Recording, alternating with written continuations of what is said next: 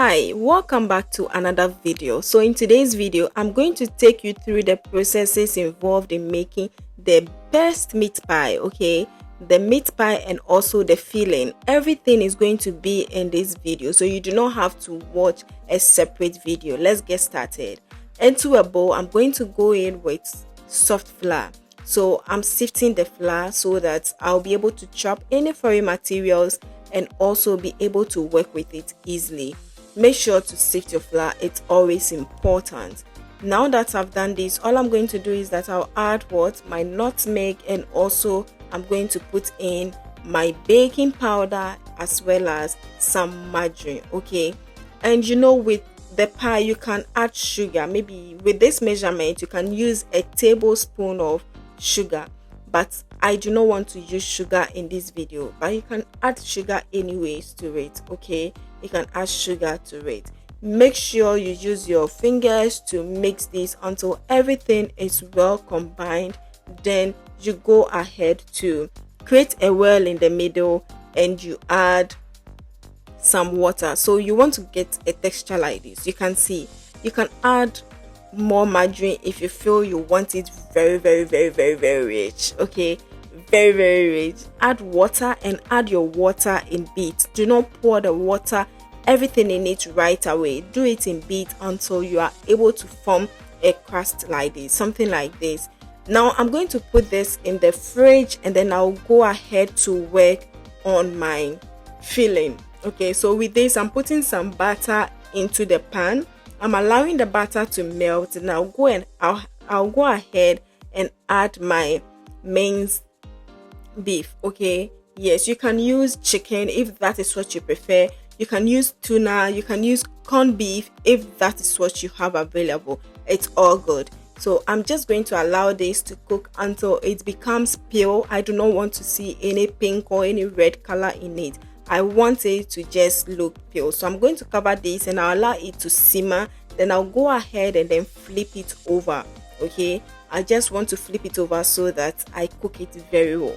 If today is your first time coming across my channel, thank you so much for clicking on this video. If you are finding this video helpful, do not forget to like, share your thoughts, subscribe if you haven't done that yet, and click on that bell notification icon, okay?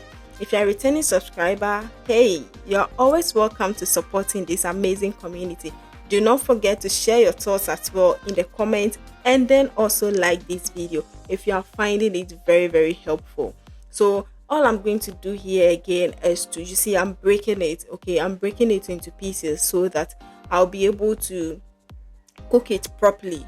Yes. Now I'm adding my seasonings. Everything will be in the description, so do want to read the description to get all the details you need. So I use some garlic and ginger powder, some white pepper, salt, okay, salt, and I'm going to mix this and ensure that it's properly mixed, okay? Because of the beef, if you don't take care, some parts will be salted and others would not. So for extra hot or extra heat, I went in with some pepper, okay? That's the powdered pepper I used, and I'm going to mix this and also cover it for some time, and I'll allow it to simmer for a few minutes so that everything will just be well infused in it. Now I added onions. You can use any vegetable of your choice. So at this stage, all I'm doing is to add some vegetables. Then I'm adding onions, some carrots, and then bell peppers.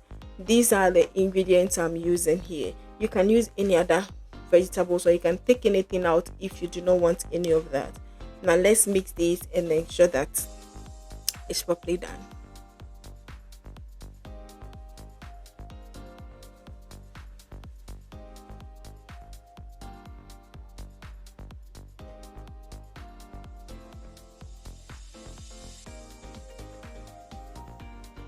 So for some color, all I'm going to do is to add some tomato sauce. Okay, this is some tomato sauce for some extra color. I also added water and then some cornstarch or corn flour to help thicken the filling. Okay, I just want it to be thickened a little, and this is what we have here. And leave it to simmer for a few minutes and it's all ready to be served, or to continue to the next one. So now let's bring our crust from the fridge part it into two and now cut it, put your filling in it and do it to your desired shapes and sizes. And the next thing is to go ahead and bake it.